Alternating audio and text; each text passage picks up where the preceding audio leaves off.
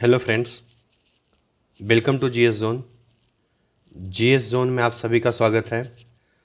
आज हम लोग बिहार एसएससी का जो एलडीसी का फॉर्म आया है उससे संबंधित जो प्रश्न पूछे जाने की संभावना है उन सभी प्रश्नों को करेंगे। तो इस श्रृंखला के अंतर्गत हम लोग जो प्रीवियस ईयर क्वेश्चन पेपर है उन प्रीवियस ईयर क्वेश्चन पेपरों को बिल्कुल विस्तृत रूप से विश्लेषण करेंगे, जिससे अगर इसके आसपास का भी क्वेश्चन पूछा जाता है तो उन प्रश्नों को हम क्या करेंगे, बिल्कुल सॉल्व कर देंगे। तो फिलहाल में जो एलडीसी मेंस का एग्ज़ाम हुआ था 29/12/2005 को, उसके क्वेश्चन पेपर को देखेंगे। ना सिर्फ क्वेश्चन पेपर को देखेंगे बल्कि जितने भी प्रश्न इससे संभावित प्रश्न बन सकते हैं उन सभी प्रश्नों को सॉल्व करते हुए चलेंगे। तो चलिए स्टार्ट करते हैं आज का सेशन। और ये विभिन्न प्रतियोगिता परीक्षाओं, ना सिर्फ आने वाला बिहार पुलिस है उसके लिए भी इम्पोर्टेंट है, बल्कि ये बिहार एसएससी, चाहे बिहार सीजीएल हो, चाहे बिहार दरोगा, उनके लिए भी इम्पोर्टेंट है। ठीक, तो चलिए क्लास की शुरुआत करेंगे। पहला प्रश्न है कि अपने उद्गम स्थल में गंगा नदी किस नाम से जानी जाती है? जब गंगा नदी अपने उद्गम स्थल से निकलती है तो भागीरथी नाम से जानी जाती है। और जैसा कि आपको पता है कि अलकनंदा और भागीरथी, अलकनंदा और जब भागीरथी कहाँ मिलती है तो देवप्रयाग में मिलती है। देवप्रयाग में अलकनंदा और भागीरथी मिलने के बाद ये गंगा कहलाती है। और गंगा नदी जो है भारत की सबसे लंबी नदी है और इसकी कुल लंबाई 2525 किलोमीटर है। गंगा नदी की अगर कुल लंबाई की बात किया जाए तो 2525 किलोमीटर है। नेक्स्ट है कि कौन सी परियोजना राउरकेला स्टील प्लांट को बिजली प्रदान करती है? ठीक, तो सबसे पहले हम लोग जानेंगे राउरकेला जो स्टील प्लांट है वो है कहाँ पे। तो राउरकेला स्टील प्लांट जो है आपके उड़ीसा राज्य में है। कहाँ पे? तो उड़ीसा राज्य में है। तो उड़ीसा राज्य में हम लोग को पता है कि हीराकुंड बांध परियोजना है। हीराकुंड किस नदी पे? तो महानदी पे। अगर आपसे हीराकुंड बांध पूछेगा किस नदी पे है तो महानदी पे। ठीक, तो राउरकेला स्टील प्लांट को बिजली कहाँ से मिलती है? हीराकुंड बांध परियोजना से मिलती है। अगर वहीं देखा जाए जो राउरकेला स्टील प्लांट है किसके सहयोग से निर्मित हुआ है? तो राउरकेला जर्मनी के सहयोग से निर्मित हुआ है। और जो हमारा जो दूसरा 5 ईयर प्लान था, दूसरा जो पंचवर्षीय योजना था, कब से कब तक हुआ? 1956 से लेकर के 1961 तक द्वितीय पंचवर्षीय योजना के समय पर निर्मित किया गया था राउरकेला स्टील प्लांट का। वही द्वितीय पंचवर्षीय योजना के समय पे एक दुर्गापुर में भी प्लांट बैठा था, दुर्गापुर। और किसके सहयोग से? तो ब्रिटेन के सहयोग से। इसके अलावा भिलाई एक था छत्तीसगढ़ में। दुर्गापुर कहाँ पे है? तो वेस्ट बंगाल। और भिलाई कहाँ है? छत्तीसगढ़ में। भिलाई छत्तीसगढ़ में जो निर्मित किया गया था रूस के सहयोग से। इसके अलावा जो तीसरा पंचवर्षीय योजना था, तीसरा पंचवर्षीय योजना के समय पे बोकारो स्टील प्लांट की स्थापना किया गया है। और बोकारो स्टील प्लांट के निर्माण में जो सहयोगी देश है वो रूस है। ठीक, इस प्रकार से हम विभिन्न प्रश्नों को सॉल्व करते चलेंगे। जो आने वाले जो एक तो रिलेटेड क्वेश्चन पूछे जाने की संभावना बहुत ही ज़्यादा होती है। तो आसपास में अगर कोई सा भी क्वेश्चन वहाँ पूछा जाए तो हम लोग क्या करेंगे, उसको बिल्कुल सॉर्ट आउट कर देंगे, सॉल्व कर देंगे। नेक्स्ट है कि खगोलीय एकक या खगोलीय इकाई, खगोलीय एकक या खगोलीय इकाई क्या है? तो पृथ्वी एवं सूर्य के मध्य की जो दूरी होती है उसको खगोलीय एकक या फिर खगोलीय इकाई या फिर इंग्लिश में इसको एस्ट्रोनॉमिकल यूनिट के नाम से जानते हैं। ठीक, और ये होता क्या, जो पृथ्वी और सूर्य के बीच का जो दूरी है उसी को खगोलीय इकाई या खगोलीय एकक बोलते हैं। और यह दूरी 150 मिलियन किलोमीटर है। सूर्य और पृथ्वी के बीच का दूरी कितना है? 150 मिलियन किलोमीटर। और जैसा आपको पता है कि 1 मिलियन में कितना लाख होता है? तो 10 लाख होता है। 1 मिलियन में कितना लाख होता है? तो 10 लाख होता है। और खगोलीय एकक या खगोलीय दूरी, खगोलीय इकाई के द्वारा सूर्य से ग्रहों के बीच की दूरी को हम नापते हैं। ठीक है ना, खगोलीय एकक के द्वारा। नेक्स्ट है कि पृथ्वी के केंद्र पर अत्यधिक तापमान के बावजूद भी आंतरिक कोर पिघली हुई अवस्था में क्यों नहीं होती है? ठीक, तो क्योंकि केंद्र पर क्या होता है, टेम्परेचर तो नीचे का ज़्यादा है लेकिन क्या है, केंद्र पर जो दाब है वो बहुत ज़्यादा हो जाता है। क्या कि ये पृथ्वी है, अगर इसको मान लेते ये पृथ्वी है, इसके केंद्र में कुछ है, ठीक ना, केंद्र में चट्टान है। तो चट्टान में नीचे टेम्परेचर तो बहुत ज़्यादा है, साथ ही साथ ये ऊपर का पूरा प्रेशर इसके ऊपर लग रहा है। ठीक, फलतः इसको गलनांक विद्युत को क्या कर देता है, बहुत काफ़ी ज़्यादा बढ़ा देता है। इसलिए आंतरिक कोर पिघली हुई अवस्था में नहीं पाया जाता है।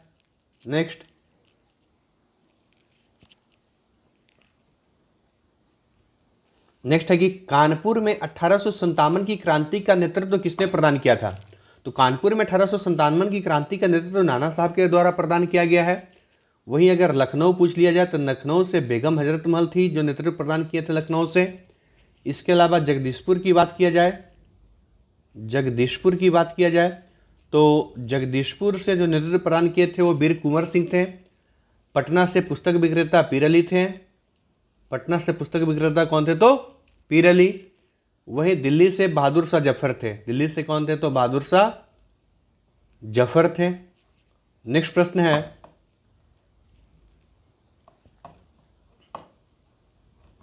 है, हुएन सांग ने भारत भ्रमण किसके समय में किया था? हुएन सांग जो है भारत भ्रमण किसके समय पे किया गया था? हर्षवर्धन के समय पे। और हुएन सांग द्वारा लिखी गई पुस्तक है सीओ की। हुएन सांग द्वारा लिखी गई पुस्तक है सीओ की। वहीं हुएन सांग के अलावा एक फाहियान आया था, चीनी यात्री फाहियान था। वो किसके दरबार में आया था? तो चंद्रगुप्त द्वितीय के दरबार में आया था। चंद्रगुप्त द्वितीय, जिसे चंद्रगुप्त विक्रमादित्य के भी नाम से जानते हैं, नेक्स्ट देखेंगे, स्वतंत्रता की पहली लड़ाई कहाँ लड़ी गई थी? तो स्वतंत्रता की जो पहली लड़ाई लड़ी गई थी वो मेरठ यानी उत्तर प्रदेश में। और स्वतंत्रता की पहली लड़ाई की शुरुआत हुई थी 10 मई 1857 को। आपसे प्रश्न पूछा जाएगा 1857 की क्रांति की शुरुआत कब हुई? तो 10 मई से हुई है। कब से? तो 10 मई। नेक्स्ट है कि एशिया के देशों में किस देश में सर्वप्रथम औद्योगिकरण हुआ? एशिया का वह कौन सा देश है जहां सबसे पहले औद्योगिकरण हुआ? तो आंसर हो जाएगा जापान। वहीं अगर आपसे पूछा जाए विश्व का वो प्रथम देश कौन सा है जहां पे औद्योगिकरण हुआ? तो इंग्लैंड हो जाएगा।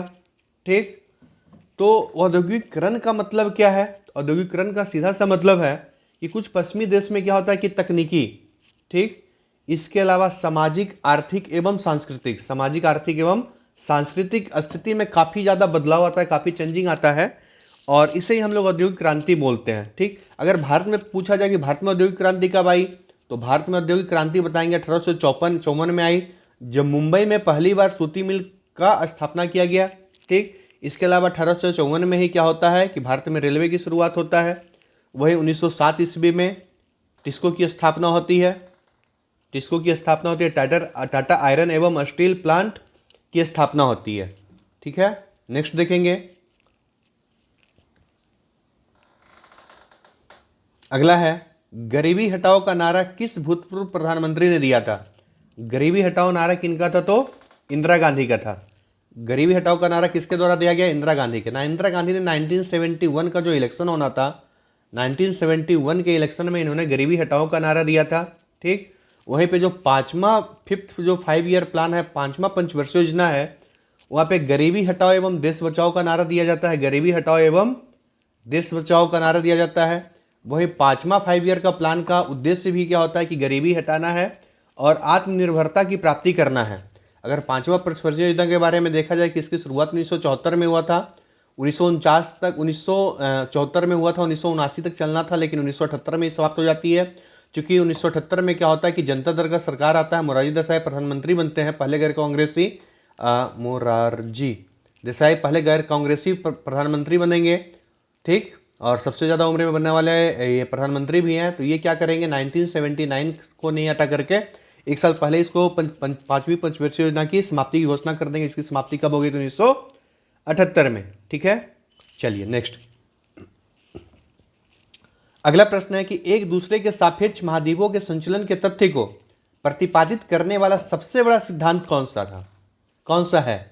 तो महाद्वीपीय विस्थापन सिद्धांत हो जाएगा, जिसको हम लोग प्लेट टेक्टोनिक थ्योरी के नाम ही जानते हैं, प्लेट टेक्टोनिक थ्योरी के नाम से भी जानते हैं। और ये सिद्धांत किसके द्वारा दिया गया है? तो वेगनर महोदय के द्वारा दिया गया। वेगनर महोदय के द्वारा सन 1912 ईस्वी में दिया गया। ठीक, इस सिद्धांत के अनुसार ही जो है हमारा भी वर्तमान में जितने भी महासागर हैं, वर्तमान में जितने महासागर एवं जितने भी महाद्वीप हैं, ठीक, सभी का वितरण इसी से संबंधित है, महाद्वीपीय विस्थापन सिद्धांत से ही।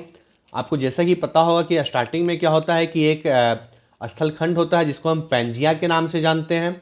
इस स्थलखंड को जानते हैं पैंजिया के नाम से। और ये समुद्र वाला भाग होता है, पानी वाला भाग होता है, इसको हम जानते हैं पैंथालसा के नाम से। क्या होता है? तो पैंथालसा स्टार्टिंग का तो स्टोरी यही है।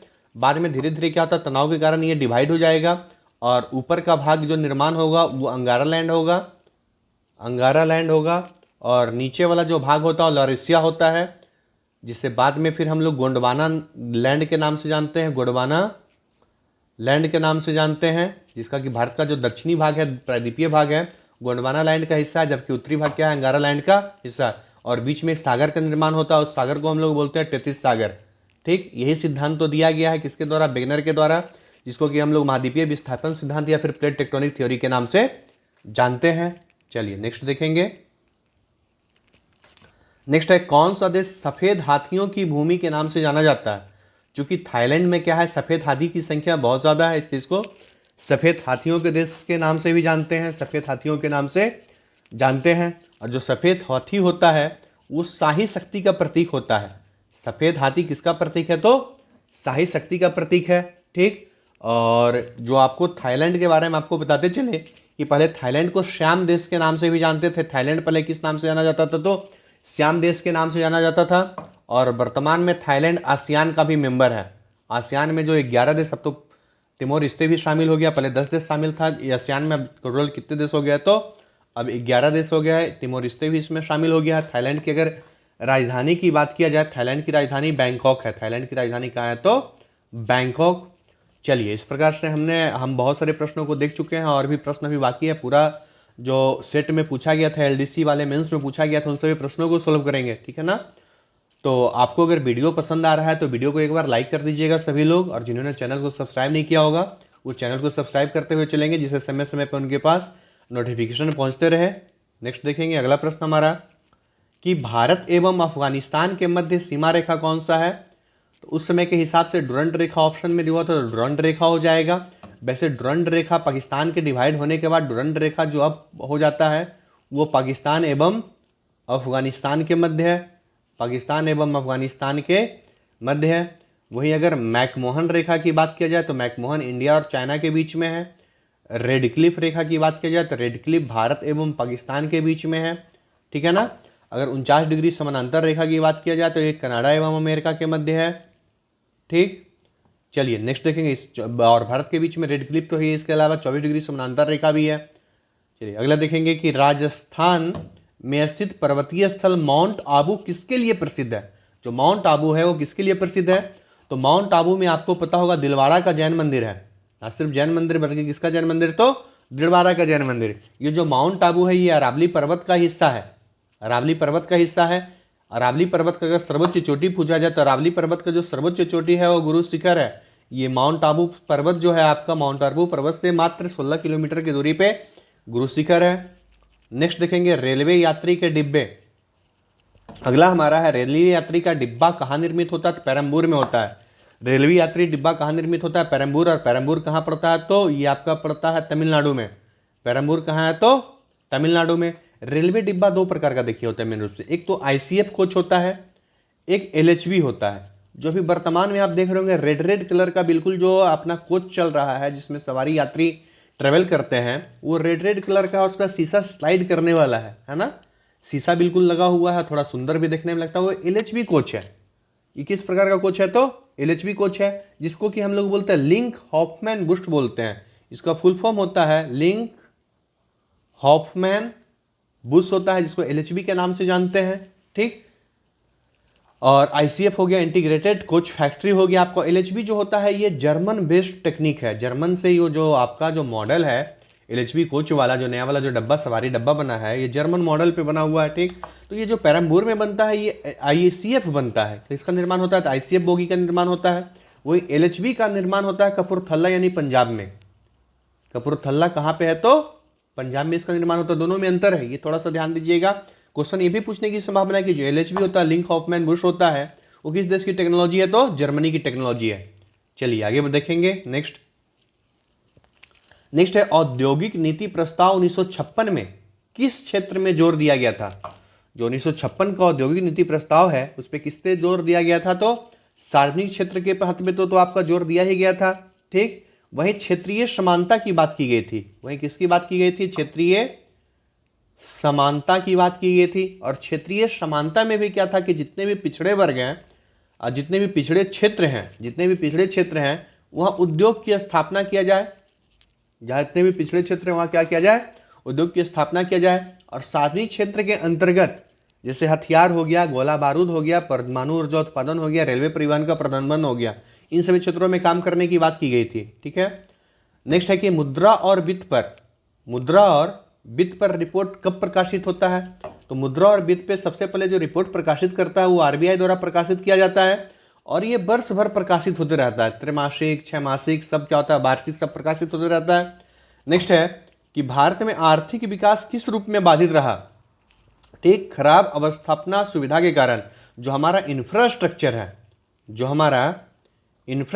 है वो भी डैमेज है, इसलिए हमारा क्या हुआ, विकास में बहुत ज़्यादा, आर्थिक विकास में काफ़ी ज़्यादा बाधा का सामना करना पड़ा।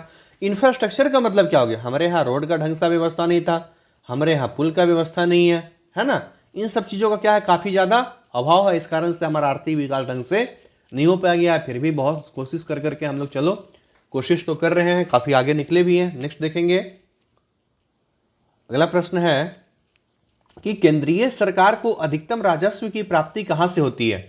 जो केंद्र सरकार है उसको सबसे ज्यादा राजस्व की अगर प्राप्ति होती है तो टैक्स से होता है। सबसे पहले किससे होता है, तो टैक्स के अंतर्गत बहुत सारा टैक्स आता है, जैसे उत्पाद शुल्क हो गया, इसके अलावा सीमा शुल्क है, आयकर है, निगम कर है, संपत्ति कर है, ये सब कर हो गया आपका। उसमें भी से भी सबसे ज्यादा राजस्व किससे प्राप्त होता है, तो उत्पाद शुल्क से होता है। किससे प्राप्त से, मैन्युफैक्चरिंग से सबसे ज्यादा किससे होता है, तो उत्पाद शुल्क से होता है। नेक्स्ट प्रश्न है कि बुद्ध चरित्र के लेखक कौन है? नेक्स्ट है बुद्ध चरित्र के लेखक कौन है, अश्वघोष। बुद्ध चरित्र के जो लेखक है वो कौन है, तो अश्वघोष। इसके अलावा अश्वघोष के द्वारा अन्य पुस्तक लिखा गया है सौंदरानंद। चूंकि क्वेश्चन पूछा है तो क्वेश्चन तो रिपीट होने की संभावना है, दूसरा इसके क्लोज क्वेश्चन पूछेगा। अगला क्वेश्चन आपसे तो पूछ सकता है ना कि जो है सौंदरानंद के लेखक कौन है, सूत्रालंकार के लेखक कौन है ना, कौन हो गया, तो अश्वघोष हो गया। और अश्वघोष किसके दरबारी कवि थे, तो कनिष्क के दरबारी कवि थे। अश्वघोष किसके दरबारी कवि है, कनिष्क के दरबारी कवि है। ठीक, इस प्रकार से क्या है कि क्लोज ऑप्शन तो है, एक तो ऑप्शन है तो वहां से आप छाटी देंगे। दूसरी बात है कि आपको सेम क्वेश्चन पूछने की संभावना तो है, लेकिन उससे क्लोज क्वेश्चन, उससे रिलेटेड क्वेश्चन पूछे जाने की भी बहुत ज्यादा संभावना है। अगर इन प्रश्नों को अगर डिटेल से कर लेते हैं तो काफी ज्यादा संभावना है कि बिहार एसएससी जो इंटर लेवल है और काफी ज्यादा वैकेंसी है, 12,000 प्लस वैकेंसी हो गया, वो निकलने की बहुत ज्यादा संभावना है। ठीक, चलिए बाकी वीडियो तो आपको पसंद आ ही रहा होगा, तो वीडियो को लाइक कर देंगे और जिन्होंने चैनल को सब्सक्राइब नहीं किया होगा चैनल को सब्सक्राइब करते हुए चलेंगे। नेक्स्ट देखेंगे तब तक हम लोग के कि किस पाल शासक ने बौद्धों के लिए प्रसिद्ध विक्रमशिला विश्वविद्यालय की स्थापना की। ठीक है, तो विक्रमशिला विश्वविद्यालय सबसे पहले हम लोग जानेंगे है कहाँ पे, तो भागलपुर। आपको पता होगा कि विक्रमशिला एक ट्रेन भी है जो भागलपुर से नई दिल्ली के लिए चलती है। और विक्रमशिला विश्वविद्यालय की स्थापना किसके द्वारा किया गया, पाल शासक एक है, पाल वंश के शासक है धर्मपाल, इनके द्वारा किया गया है। वही एक और फेमस यूनिवर्सिटी का नाम आप सुने होंगे, नालंदा विश्वविद्यालय। और नालंदा विश्वविद्यालय की स्थापना जो की गई है गुप्त शासक कुमारगुप्त प्रथम के द्वारा, गुप्त शासक कुमारगुप्त प्रथम के द्वारा नालंदा विश्वविद्यालय की स्थापना की गई है। इसी प्रकार से एक मौर्य वंश के समय में काफी ज्यादा फेमस विश्वविद्यालय था और तक्षशिला था, जो कि अब पाकिस्तान वाले क्षेत्र में है। तक्षशिला जहाँ पे प्राध्यापक के रूप में काम कौन कर रहे थे, चाणक्य काम कर रहे थे। चलिए अगले प्रश्न की ओर बढ़ेंगे। अगला प्रश्न है कि भारत के साथ व्यापार करने वाले पहले यूरोपीय कौन थे?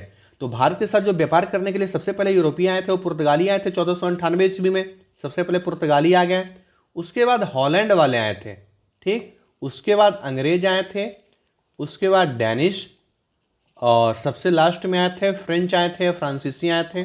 सबसे पहले तो पुर्तगाली आए थे, लेकिन सबसे लास्ट में भी 1961 में कौन वापस गया, तो पुर्तगाली ही गए, गोवा को छोड़ करके। ठीक ना, तो यानी सबसे पहले पुर्तगाली आया और सबसे लास्ट में कौन गया, तो पुर्तगाली ही गया। फ्रेंच जो है छोड़ करके चला जाएगा भारत 1954 ईस्वी में, पौंडीचेरी को आजाद करते हुए भारत को सौंपते हुए। नेक्स्ट है कि खजुराहो में मंदिरों का निर्माण किसके द्वारा करवाया गया है? तो खजुराहो सबसे पहले जानेंगे मध्य प्रदेश में, और खजुराहो का जो मंदिर का निर्माण करवाया गया है वो चंदेल राजाओं के द्वारा किया गया। जो बुंदेलखंड के जो चंदेल राजा थे इन्हीं के द्वारा खजुराहो के मंदिर का निर्माण किया गया है। ठीक, और जो खजुराहो का मंदिर है वो हिंदू एवं जैन धर्म के स्मारकों के लिए प्रसिद्ध है। जितना हिंदू के लिए है उतना ही जैन धर्म के स्मारकों के लिए प्रसिद्ध है। इसका मतलब हिंदू एवं जैन धर्म के स्मारकों के लिए बहुत ज्यादा प्रसिद्ध है, स्मारकों के लिए प्रसिद्ध। चलिए अगला देखेंगे। नेक्स्ट प्रश्न है कि मौलिक कर्तव्य को क्या नहीं प्राप्त है? किसी भी प्रकार का विधिक स्वीकृति नहीं है। आपको जो मौलिक कर्तव्य प्रदान किया गया उसकी विधिक स्वीकृति प्रदान नहीं है। ठीक, या फिर बोल सकते हैं मौलिक कर्तव्य गैर न्यायोचित है, बाध्य योग्य नहीं है, इसको अगर आप कानून जो मौलिक कर्तव्य का पालन नहीं कर रहे हैं तो इसके लिए कोर्ट नहीं जाया जा सकता है। अगर मौलिक कर्तव्य की बात किया जाए तो हमारे मूल संविधान में मौलिक कर्तव्य नहीं थे, लेकिन स्वर्ण सिंह समिति है, सरदार स्वर्ण सिंह समिति, इनके अनुशंसा पे 42वां संविधान संशोधन 1976 के द्वारा 42वां संविधान संशोधन 1976 के द्वारा हमारे संविधान में भाग 4 के का के अंतर्गत, भाग 4 के का के अंतर्गत और अनुच्छेद 51 का के अंतर्गत टोटल 10 जो है मौलिक अधिकार यानी कि मौलिक कर्तव्य यानी कि फंडामेंटल ड्यूटीज शामिल किया गया। वही 86वां संविधान संशोधन 2002 के द्वारा एक और 11वां जो है हमारा मूल कर्तव्य जोड़ दिया गया। यानी वर्तमान में मूल कर्तव्य कितना हो गया? 11। मूल संविधान में कितना था? मूल संविधान में नहीं था। मूल संविधान का मतलब है 26 जनवरी 1950 को जो संविधान लागू हुआ उसी संविधान को तो मूल संविधान कहा गया। लेकिन क्या है, बाद में 42वां संविधान संशोधन 1976 के द्वारा उसमें कितने तो 10 मौलिक अधिकार मूल कर्तव्य जोड़े गए। किस समिति के अनुशंसा पे? सरदार स्वर्ण सिंह समिति के अनुशंसा पे। चलिए आगे देखेंगे, टाइम को ध्यान में रखते हुए बिल्कुल आगे बढ़ेंगे, पूरा सेट करना आज तो हमको है। भारत का प्रथम वायसराय कौन है? तो भारत का पहला वायसराय जो था लॉर्ड कैनिंग था। चूंकि 1857 की क्रांति के बाद जो है भारत में जो ब्रिटिश राज्य है कंपनी के हाथों से निकल करके ब्रिटिश क्राउन के हाथ में चला जाता है, ब्रिटिश क्राउन के चला जाता है हाथ में, और ये जो भारत के गवर्नर जनरल होते हैं उनका नाम चेंज करके क्या कर दिया जाता है? वायसराय। इस प्रकार से प्रथम वायसराय हो गया लॉर्ड कैनिंग, और भारत के अंतिम गवर्नर जनरल कौन हो गया? तो वो भी लॉर्ड कैनिंग ही हो जाएंगे। वो भी कौन हो जाएंगे? तो लॉर्ड कैनिंग हो जाएंगे। वहीं अगर आपसे पूछा जाए भारत का जो है प्रथम गवर्नर जनरल कौन था, तो लॉर्ड विलियम बेंटिक था। 1833 के चार्टर एक्ट के तहत इनको नियुक्त किया गया था। ठीक, वहीं बंगाल का पहला गवर्नर जनरल पूछा जाएगा तो बंगाल के पहले गवर्नर जनरल थे वारेन हेस्टिंग्स थे। बंगाल के पहले गवर्नर जनरल कौन थे? तो वारेन हेस्टिंग्स थे। नेक्स्ट देखेंगे, राज्य के नीति निर्देशक तत्व प्रत्यक्षता किससे संबंधित है? प्रस्तावना से। जो राज्य की नीति निर्देशक तत्व के कुछ बिंदुओं हैं जैसे सामाजिक, आर्थिक, राजनीतिक न्याय की बात की जा रही है, ठीक है, तो ये कहाँ पे भी किया गया? प्रस्तावना में भी किया गया। अगर राज्य के नीति निर्देशक तत्व की बात किया जाए तो ये हमारे संविधान के भाग 4, ये हमारे संविधान के भाग 4 में है, और इसके लिए जो अनुच्छेद है वो 36 से लेकर के 51 तक है। इसके लिए अनुच्छेद कौन सा है? तो 36 से लेकर के 51 तक है। ठीक, राज्य की नीति 36 से लेकर के 51 तक है, भाग 4 में है। चलिए, इसी के अंतर्गत आपको अनुच्छेद 44 पता होगा जिसे ग्राम पंचायतों की स्थापना। 44 आपको आइडिया होगा, यूसीसी है, समान नागरिक संहिता। नेक्स्ट देखेंगे कि संघ के कार्यकारिणी का संवैधानिक प्रमुख कौन होता है? जो संघ का कार्यकारिणी का संवैधानिक प्रमुख होता है या फिर संघ के कार्यपालिका का संवैधानिक प्रमुख कौन होता है? राष्ट्रपति होता है। वह राज्य के कार्यपालिका का संवैधानिक प्रमुख कौन होता है? तो राज्यपाल होता है। नेक्स्ट है कि क्या राष्ट्रपति एक मंत्री विशेष को हटा सकता है? तो राष्ट्रपति एक मंत्री विशेष को नहीं हटा सकता है जब तक कि प्रधानमंत्री उसको सलाह ना दे। ठीक है, नियुक्त भी किया जाता है प्रधानमंत्री के सलाह पे किसी मंत्री को, एवं हटाया भी जाता है किसके सलाह पे? तो प्रधानमंत्री के सलाह पे। जब राष्ट्रपति उपराष्ट्रपति राष्ट्रपति का पद धारण कर लेता है तो क्या होना चाहिए? जब उपराष्ट्रपति जो है राष्ट्रपति का पद धारण कर लेता है उस समय पे राज्यसभा के अध्यक्ष का पद जो होता है वो खाली होता है, क्योंकि राज्यसभा का अध्यक्ष कौन होता है? तो उपराष्ट्रपति होता है, और उपराष्ट्रपति तो राष्ट्रपति बन चुका है। उस वाले केस में क्या हो जाएगा? राज्यसभा का अध्यक्ष का पद क्या हो जाएगा? खाली हो जाएगा। वहीं जब राज्यसभा जब क्या होता है कि राष्ट्रपति एवं उपराष्ट्रपति दोनों अनुपस्थित होता है, उस कंडीशन में जो होता है कि राष्ट्रपति का पद पे कौन बैठेंगे? तो सर्वोच्च न्यायालय के जो मुख्य न्यायाधीश है वो बैठेंगे। नेक्स्ट है कि वित्त के संदर्भ में संविधान ने बंटवारा किस पर छोड़ा है? तो वित्त आयोग के ऊपर छोड़ा है। वित्त के संबंध में जो है संविधान ने बंटवारा किसके ऊपर छोड़ा है? तो वित्त आयोग के ऊपर छोड़ा है। और वित्त आयोग के लिए जो अनुच्छेद है वो अनुच्छेद संख्या 280 है। वित्त आयोग के लिए कौन सा अनुच्छेद है? तो अनुच्छेद 280। और इसके लिए जो भाग है भाग संख्या 12 है। किस भाग में वर्णन है? तो भाग संख्या 12। और वर्तमान में जो वित्त आयोग की स्थापना हुई 15वां वित्त आयोग है 2021 से लेकर के 2026 तक, और 15वें वित्त आयोग के जो अध्यक्ष है वो एनके सिंह है। कौन है? तो एनके सिंह है। और वित्त आयोग का मेन काम क्या होता है? तो वित्त आयोग का काम होता है कि जो कर होता है, जो टैक्स होता है, उन टैक्सों को संघ एवं राज्य के बीच में बंटवारा करना होता है। संघ एवं राज्य के बीच में बंटवारा करना होता है उन टैक्सों का। चलिए आगे देखेंगे। नेक्स्ट है कि ग्राम सभा सदस्य समानतः कौन होता है? ग्राम सभा का सदस्य समानता कौन होता है? संबंधित ग्रामों के जितने भी मतदाता होते हैं, जो उस गांव से संबंधित होते हैं मतदाता, वो ग्राम सभा के सदस्य होते हैं। अगर इसके बारे में देखा जाए तो आप पंचायती राज्य व्यवस्था के बारे में जानते होंगे। पंचायती राज्य व्यवस्था 73वां संविधान संशोधन 1992 द्वारा अधिनियम 1992 के अधिनियम के द्वारा लाया गया था और इसको लागू किया गया था कब? तो 1993 में। इसके किस स्तरीय है? तो त्रिस्तरीय व्यवस्था है। त्रिस्तरीय में तो एक का आपको हो गया ग्राम पंचायत, दूसरा है पंचायत समिति और तीसरा कौन सा है? तो जिला परिषद। इन 3 स्तरों पे ग्राम पंचायती राज्य व्यवस्था का स्थापना किया गया है। चलिए अगले प्रश्न की ओर देखेंगे। अगला प्रश्न हमारा है कि पंचतंत्र के लेखक कौन है? तो पंचतंत्र के जो लेखक है वो विष्णु शर्मा। पंचतंत्र के लेखक कौन है? विष्णु शर्मा। नेक्स्ट है कि भारत के संघ में सिक्किम एक नया राज्य किस संशोधन एवं किस अधिनियम के तहत बना? जो भारत में जो सिक्किम शामिल हुआ था वो 36वां संविधान संशोधन 1975 के द्वारा शामिल हुआ और सिक्किम जो भारत का 22वां राज्य बना है। कौन सा राज्य बना है? तो भारत का 22वां राज्य। सिक्किम में पहले क्या था कि चोग्याल वंश का शासक था। किसका शासक था? तो चोग्याल वंश का शासक था। ठीक। इसके अलावा भारत जो सिक्किम है वो 35वां संविधान संशोधन, इससे पहले 36वां के द्वारा तो राज्य बन गया, 35वां संविधान संशोधन 1974 के द्वारा भारत का एक सह राज्य बनकर के 1 साल तक रहा। ठीक ना। और बाकी आपको जो पता होगा, हिमालय की सबसे ऊंची चोटी भारत में स्थित है वो कंचनजंगा है। ठीक। इसके अलावा कंचनजंगा राष्ट्रीय उद्यान भी कहाँ है? पे तो सिक्किम में है। चलिए अगले प्रश्न की ओर बढ़ेंगे। नेक्स्ट है कि शीर्षक स्वतंत्रता का अधिकार में कौन सा अधिकार सम्मिलित नहीं किया गया है? ठीक। तो विवेक की स्वतंत्रता। आपको पता होगा कि 19 के 1 के काखा गाघा में क्या है?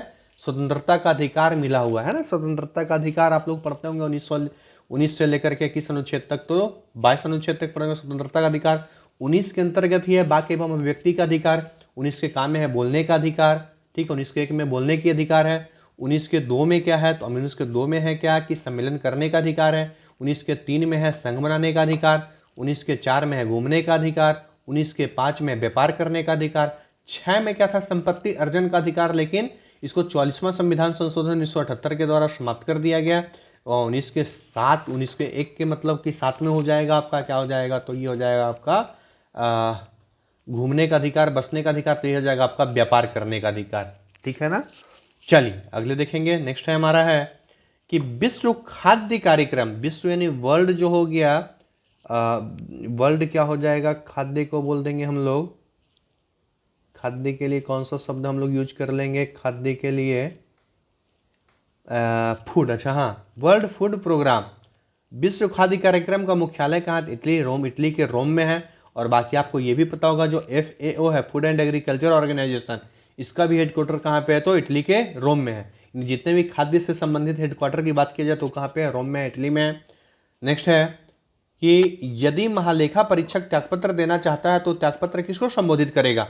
तो राष्ट्रपति को संबोधित करेगा। जैसा कि आपको पता है नियंत्रक एवं महालेखा परीक्षक होता है, इसको CAG के नाम से जानते हैं, कंट्रोलर एंड ऑडिटर जनरल। इसके लिए एक अनुच्छेद जो निर्धारित किया गया, अनुच्छेद 148 से। अगर वर्तमान में जो हमारे CAG की बात की जाए, वर्तमान में CAG कौन है? तो गिरीश चंद्र मुर्मू है। वर्तमान में CAG कौन है? तो गिरीश चंद्र मुर्मू है। ठीक। और इनका कार्यकाल, CAG का कार्यकाल होता है 6 वर्ष या फिर 65 वर्ष, जो पहले हो जाए उसके आधार पर ये रिटायर हो जाएंगे। ठीक। और जो हमारे CAG है, महालेखा नियंत्रक परीक्षक हैं, उनका काम क्या है? तो संघ और प्रत्येक राज्य एवं केंद्र शासित प्रदेश हैं, उनके प्राप्ति, जितना प्राप्त पैसा हुआ है और जितना व्यय हुआ है, इसका लेखा जोखा रखते हैं। और लेखा जोखा रखने के बाद क्या करते हैं? जो हमारा पब्लिक अकाउंटिंग कमेटी है, लोक लेखा समिति, जिसके अंतर्गत 22 टोटल 22 सदस्य है, जिसमें 15 लोकसभा से होते हैं और 7 राज्यसभा से होते हैं। इनको क्या कर देता है? रिपोर्ट दे देता है, PSC को दे देता है। ठीक। नेक्स्ट देखेंगे। चलिए अगला क्वेश्चन। नेक्स्ट है कि सामान्यतः समस्त महत्वपूर्ण निर्णय किसके द्वारा लिया जाता है? तो जितने भी निर्णय लिया जाता है कैबिनेट मंत्री, चाहे रक्षा मंत्री हो, गृह मंत्री हो, उद्योग मंत्री हो, वित्त मंत्री हो, ठीक ना, सब महत्वपूर्ण निर्णय किसके द्वारा लिया जाता है? कैबिनेट मंत्री के द्वारा। नेक्स्ट था कि एक धन विधेयक और वित्त विधेयक में क्या अंतर है? आपको पता है कि धन विधेयक जो होता है राष्ट्रपति के पूर्व अनुमति से पेश होता है। ठीक। पहले कहाँ होगा? लोकसभा में पेश होता ही लिखा होगा। वित्त विधेयक को राज्यसभा के द्वारा प्रभावपूर्ण ढंग से अस्वीकृत किया जा सकता है, जबकि धन विधेयक को अस्वीकृत नहीं किया जा सकता। होता क्या है कि धन विधेयक के मामले में पूरा पावर किसके पास है? लोकसभा के पास है। राष्ट्रपति के पूर्व अनुमति से पेश होता है और पहली बार कहाँ होता है? लोकसभा में होता है। और धन विधेयक के लिए जो अनुच्छेद निर्धारित किया गया है 110 है और वित्त विधेयक के लिए 117 है। वहीं 112 में वार्षिक वित्तीय विवरण है, जिसको कि हम लोग किस नाम से जानते हैं, तो हम लोग बजट के नाम से जानते हैं अनुच्छेद 112 को। चलिए आगे बढ़ेंगे, नेक्स्ट देखेंगे। नेक्स्ट है कि भारत में प्रधानमंत्री के कार्यकाल की अवधि कितना होता है। तो भारत में प्रधानमंत्री का कार्यकाल होता है 5 वर्ष, अथवा जब तक प्रधानमंत्री को लोकसभा में विश्वास मत प्राप्त है तब तक वो प्रधानमंत्री पे बना रहेगा। ठीक, जब तक बहुमत प्राप्त है तब तक प्रधानमंत्री पे बने रहेंगे, अदरवाइज में उनको क्या होना पड़ेगा, सीट खाली करना पड़ेगा। नेक्स्ट है नियंत्रक एवं महालेखा परीक्षक किससे संबंधित है, लोक लेखा समिति से। पहले हम लोग देख चुके हैं सीएजी जो था, सीएजी अनुच्छेद 148 हमने देखा था, वो अपना रिपोर्ट किसको सौंपता है, तो लोक लेखा समिति को सौंपता है। लोक लेखा समिति में कितने मेंबर होते हैं, तो लोक लेखा समिति को इंग्लिश में बोलते हैं पब्लिक अकाउंट कमिटी, पीएससी बोलते हैं। एक अस्थायी समिति है, संसद की एक अस्थायी समिति है, इसमें 22 सदस्य होते हैं, 15 लोकसभा से होते हैं और 7 राज्यसभा से होते हैं। और पीएससी के जो अध्यक्ष होते हैं वो जनरली विपक्षी पार्टी का होता है। ये नियम बना दिया गया है, इसके अध्यक्ष का चुनाव होगा विपक्षी दल के होंगे। वर्तमान में जो पीएससी के अध्यक्ष हैं वो हमारे अधीर रंजन चौधरी हैं, अधीर रंजन चौधरी जी हैं। चलिए नेक्स्ट देखेंगे। अगला है कि एक विद्युत चुंबक की शक्ति कैसे बढ़ाई जाती है, धारा को बढ़ा करके। ठीक है ना, कोई विद्युत चुंबक है उसमें जो कुंडलित कर करके तार जोड़ा गया, इसकी तार की लंबाई बढ़ा दीजिए तो क्या हो जाएगा, धारा बढ़ जाएगा। ठीक, या फिर क्या करना पड़ेगा, दूसरा इसके लिए दूसरा उपाय क्या है, फिर इसके लिए क्या करिएगा, एक सेल के स्थान पे आप 2 सेल लगा दीजिए, उसके उसमें भी क्या होगा, धारा बढ़ेगा। तो क्या हो जाएगा, धारा बढ़ने पे विद्युत चुंबक की शक्ति भी बढ़ जाएगी। चलिए अगले प्रश्न की ओर बढ़ेंगे। अगला प्रश्न है कि यह सलाह नहीं दी जाती है कि एक साथ अनेक विद्युत उपकरणों को एक ही प्लग बिंदु से जोड़ा जाए। क्यों, क्योंकि अगर एक ही प्लग बिंदु से सबको जोड़ देंगे तो उसके उसमें क्या हो जाएगा, जो हमारा वोल्टेज है, धारा है, उसमें क्या हो जाएगी, कमी हो जाएगी। अगला है कि एक सेल ईएमएफ क्या है। तो जो सेल का ईएमएफ होता है, इलेक्ट्रोमैग्नेटिक फील्ड जो होता है, वो कैसी राशि है, अदिश राशि है, जिसको हम लोग विद्युत चुंबकीय प्रेरण के भी नाम से जानते हैं। नेक्स्ट है, एक परमाणु के विस्फोट के ऊपर अपार ऊर्जा निश्चित होती है, वह मुख्यतः कहाँ होती है। जब परमाणु विस्फोट होता है, जब छोटा छोटा टुकड़ा बनता है, ठीक है, परमाणु विस्फोट के बाद क्या होगा, छोटा छोटा टुकड़ा में ये टूट जाएगा, बड़ा बड़ा नाभिक होगा परमाणु का, छोटा छोटा टुकड़ा में, और जो टुकड़ा टूटता है उसमें द्रव्यमान की क्षति हो जाती है, और वही जो द्रव्यमान की क्षति होती है वो किस में कन्वर्ट होता है, ऊर्जा के रूप में कन्वर्ट होता है। आरंभिक पदार्थों के द्रव्यमान की अपेक्षा कम द्रव्यमान वाले पदार्थ के उत्पाद के कारण क्या होता है, वहां पे ऊर्जा उत्पन्न होती है। नेक्स्ट है, मानव निर्मित तत्व कौन सा है, प्लूटोनियम। जो ऑप्शन दिया गया था उस हिसाब से मानव निर्मित जो तत्व है वो कौन सा था, प्लूटोनियम। अगर प्लूटोनियम की संकेत की बात किया जाता है, प्लूटोनियम का संकेत Pu होता है और परमाणु संख्या 94 होता है। चलिए अगले प्रश्न की ओर बढ़ेंगे। हमारा अगला प्रश्न है कि घाव की शीघ्रता से भरना किस विटामिन के कारण होता है। तो घाव जो शीघ्रता से भर जाता है वो विटामिन सी के कारण होता है। विटामिन सी के कारण जो होता है वो घाव शीघ्रता से भर जाता है, और विटामिन सी का रासायनिक नाम हम लोग को पता है, एस्कॉर्बिक एसिड है। विटामिन सी का वैज्ञानिक नाम, रासायनिक नाम क्या है, एस्कॉर्बिक एसिड। और एस्कॉर्बिक एसिड या विटामिन सी की जो कमी से होता है बीमारी, वो स्कर्वी होता है। विटामिन सी की कमी से कौन सा बीमारी है, तो होता है स्कर्वी होता है। और विटामिन सी कहाँ मिलेगा, खट्टादार फल में मिलेगा, ठीक, जैसे आंवला, संतरा, इन सभी में विटामिन सी प्रचुर मात्रा में पाया जाता है। नेक्स्ट है कि ऊर्जा संचित किस में होता है, ऊर्जा किस फॉर्म में संचित होता है, तो एटीपी के फॉर्म में होता है। ठीक है ना, जो हमारे शरीर में जो ऊर्जा संचित होता है, जो हमारे शरीर में ऊर्जा संचित होता है किस फॉर्म में होता है, एटीपी फॉर्म में होता है। और एटीपी को बोलते हैं एडोनेसिन। क्या बोला जाता है, इस फुल फॉर्म इसका क्या होता है, एटीपी का एडोनेसिन ट्राइफॉस्फेट होता है। ठीक ना, अगर आपसे पूछा जाए कि कोशिका का ऊर्जा गृह क्या कहलाता है, पावर हाउस क्या कहलाता है, तो माइटोकॉन्ड्रिया कहलाता है। चलिए नेक्स्ट देखेंगे। अगला है कि किसमें सर्वाधिक नाइट्रोजन होता है। हमको पता है कि यूरिया में सबसे ज़्यादा नाइट्रोजन होता है, और कितना परसेंट होता है, तो 46%। वो अगर यूरिया के सूत्र की बात किया जाए तो NH2CO NH2 होता है। यूरिया का सूत्र क्या होता है, NH2CO NH2, या फिर NH4 कर सकते हैं हम इसको, क्या कर सकते हैं, NH4 हो जाएगा और 2 N2O हो जाएगा। ठीक ना, इसको संकेत ये भी कर सकते हैं। ऐसे तो आपको जनरल ये नहीं लिख करके ही लिखा रहता है NH2CO NH2। नेक्स्ट है कि 5 फ़ारेनहाइट को कितना केल्विन स्तर में रखा जाएगा। ठीक, तो 5 डिग्री फ़ारेनहाइट, कभी भी फ़ारेनहाइट हो गया, सेल्सियस हो, उसको डिग्री में लिखते हैं, जबकि केल्विन के लिए डिग्री का हम उपयोग नहीं करते हैं। तो हमको फॉर्मूला पता है C/5 बराबर F-32/9 बराबर K-273/5। तो फॉर्मूला पे पुट कर दीजिए।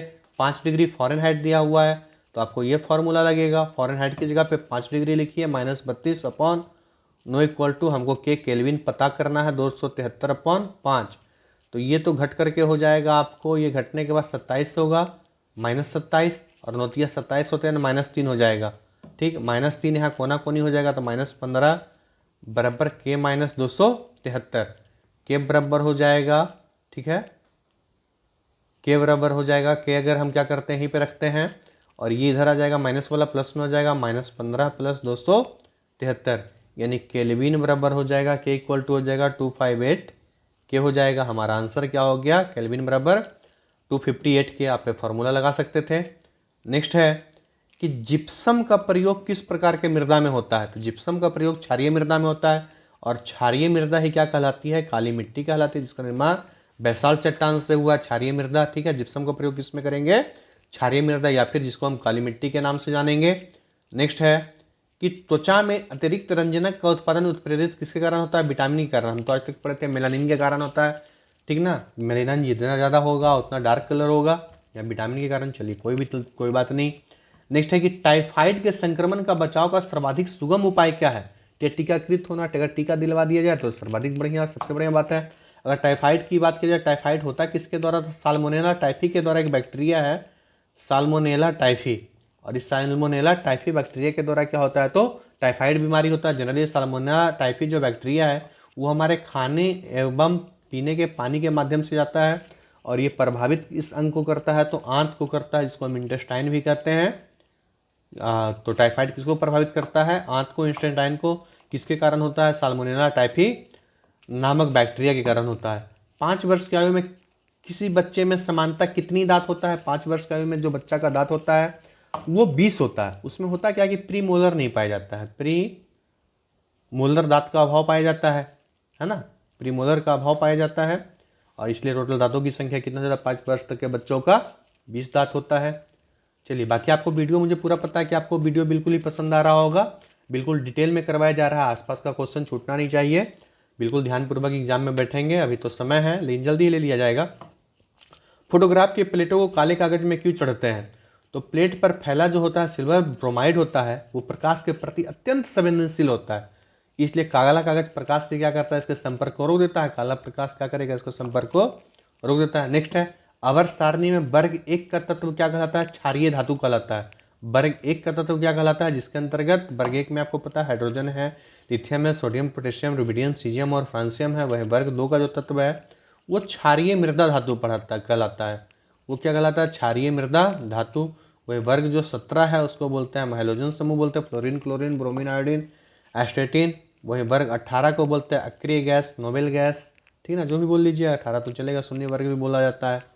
चलिए अगले प्रश्न की ओर बढ़ेंगे। नेक्स्ट हमारा है कि एल्केनों का प्रतिनिधित्व करने वाला सामान्य सूत्र क्या है। एल्केन का तो हमको फॉर्मूला पता है, CnH2n+2 होता है।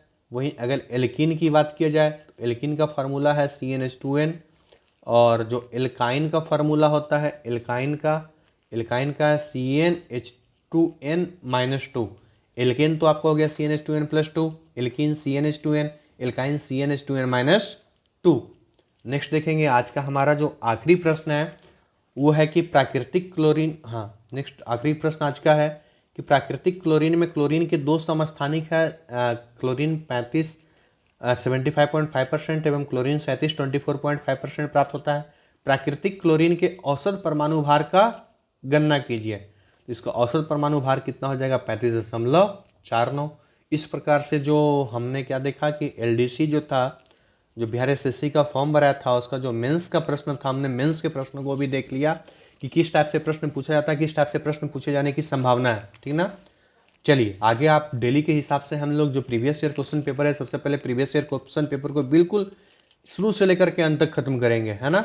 शुरू से लेकर के चाहे मेंस का क्वेश्चन हो चाहे PT का क्वेश्चन हो, बिल्कुल रिजल्ट देना है। 12,000 वैकेंसी कम नहीं होता बच्चा जी, 12,000 वैकेंसी दोस्त जी बहुत ज़्यादा है। इलेक्शन है इसलिए इतना दिया रहा, अदरवाइज इतना इलेक्शन नहीं होता तो नहीं दिया जाता। तो हम लोग एक नौकरी लेना है, माँ बाप का नाम रोशन करना है तो करना है। चलिए, वीडियो तो आपको पसंद आएगा तो वीडियो को लाइक करिएगा, और जिन्होंने चैनल सब्सक्राइब नहीं किया होगा चैनल सब्सक्राइब करते हुए चलेंगे। तक जय हिंद, जय भारत बच्चा जी, bye bye, take care, good night.